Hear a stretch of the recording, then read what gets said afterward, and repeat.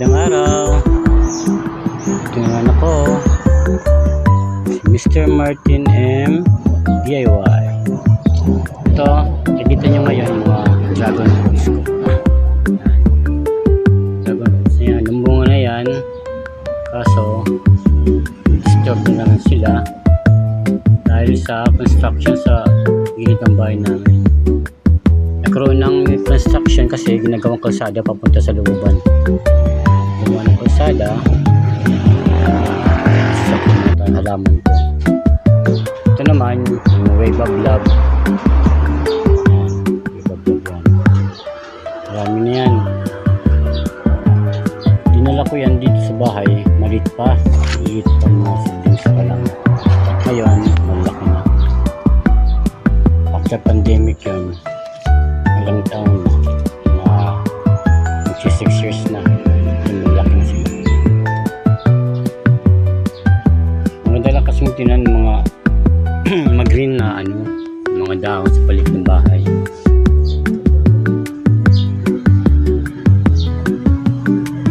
Yan, yung mga halaman ko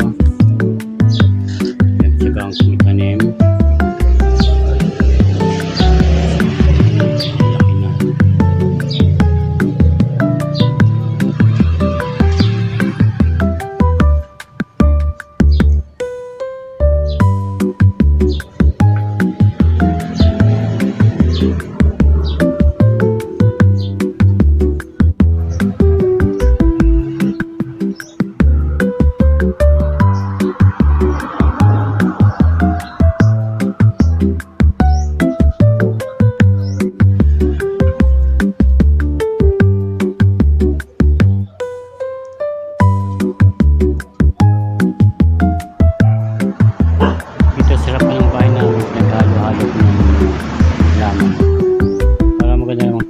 Halo-halo niyan.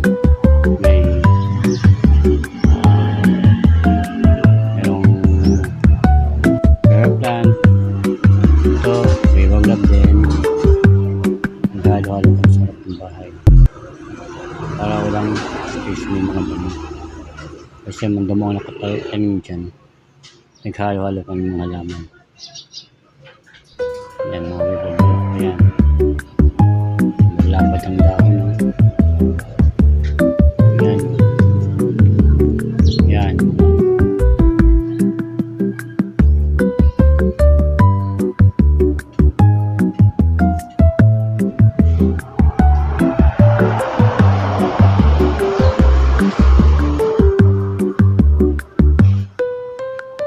Makikita nyo sa gilid yun. May construction pa. Nagawang kalsada.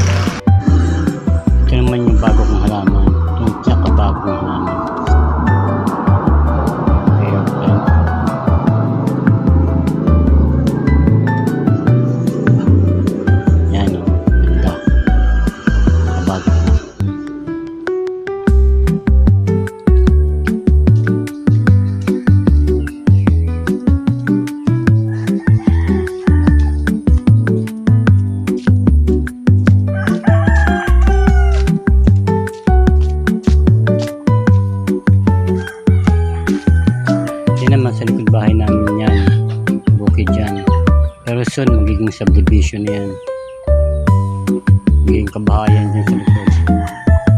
Oo, magiging kabahayan na, nabihin na kasi yan, magiging subdivision daw.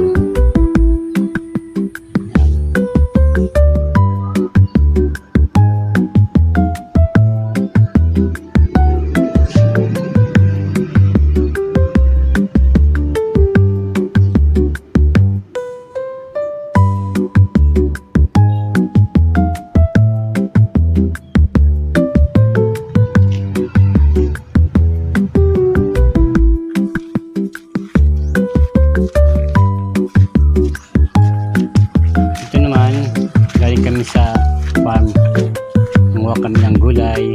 Tapos ito may nakakuha kami ng mga nyog. Nyog. Yan, gagataan namin yung ang dahon ng gabi. Yan, magiging ulam na. Gulay. Ito namang part na to, ito yung matatapos lang ng bagyo.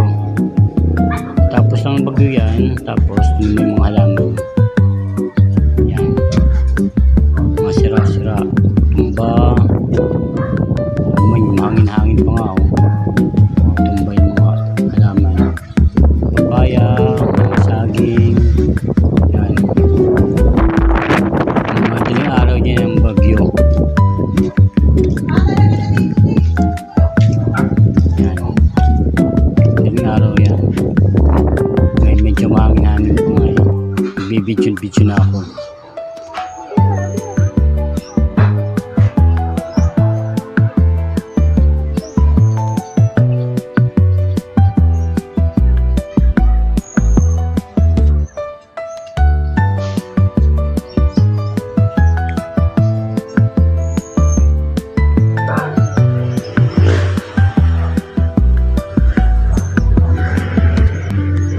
Part na to, wala pa yung kalsadang ginagawa sa likod bahay namin. Wala pa yung construction. Kaya yung mga halaman ko nakapesto pa.